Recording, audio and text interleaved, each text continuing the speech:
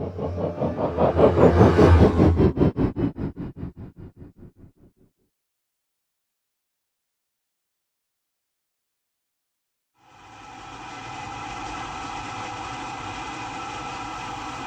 Namibian gliding sector is about 200,000 square kilometers, but sometimes that is not enough to fly big triangles.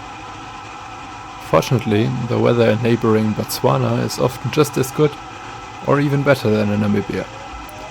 There is no flight plan required to temporarily cross the border, and just like in the Namibian gliding sector, you are cleared up to flight level 195, almost 6,000 meters above sea level. The border is the longest fence I have ever seen, stretching from horizon to horizon in a precisely straight line.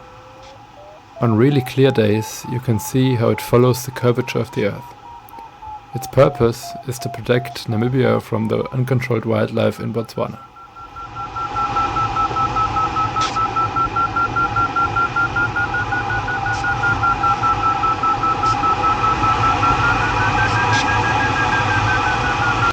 As this was my first actual flight in the Arcus, I was not 100% confident yet with the way it circled, but that soon changed.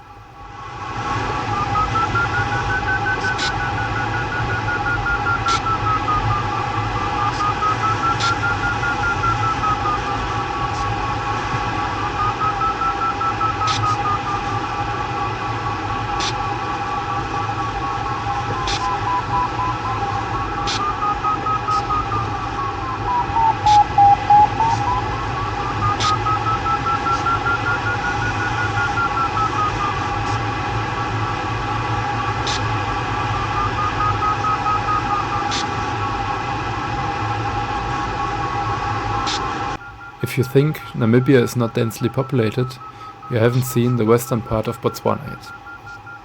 It is absolutely nothing for over 200 kilometers, except 1 or 2 gravel roads with traffic once a week. This is also the biggest threat of flying into Botswana. Landing out in Namibia is adventurous, and it may take up to 24 hours until you and the aircraft are back on its way to the airfield. Landing out in remote places in Botswana is actually life-threatening. In most cases, the aircraft is unretrievable and will remain in the desert forever. Rescue teams will focus on the recovery of lives, not material.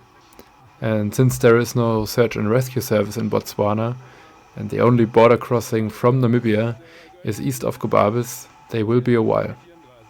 You will have to be prepared to live 4 or 5 days in the wilderness, drinking from the wing water tanks of Weglide.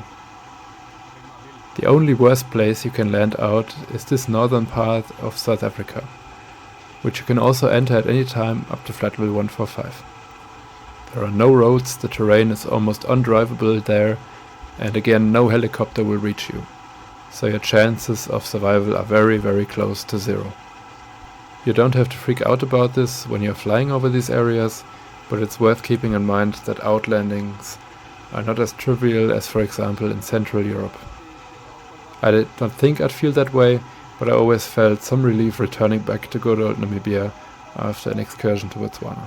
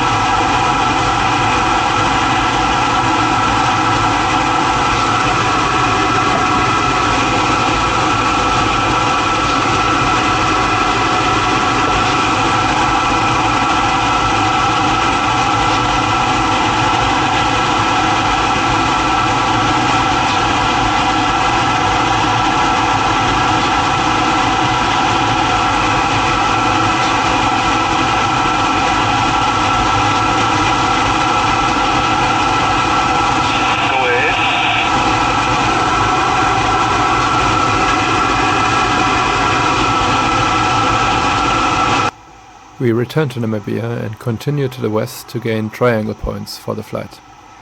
This meant flying around this showering convergence near Marienthal towards our turn point.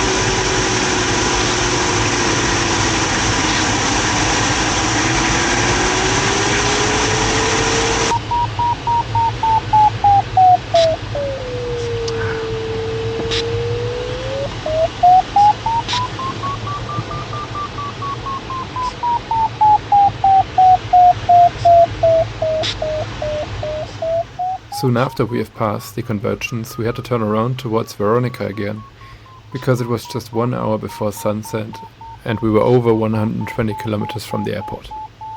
Fortunately, the cloud base at this point was over 5,000 meters and we were almost on glide path. In the end, we could set up for a 143 kilometer final glide, extending the flight to a free distance of 1,031 kilometers on that day, marking this the first 1,000 kilometer flight I ever did. This is exactly what we came here to do.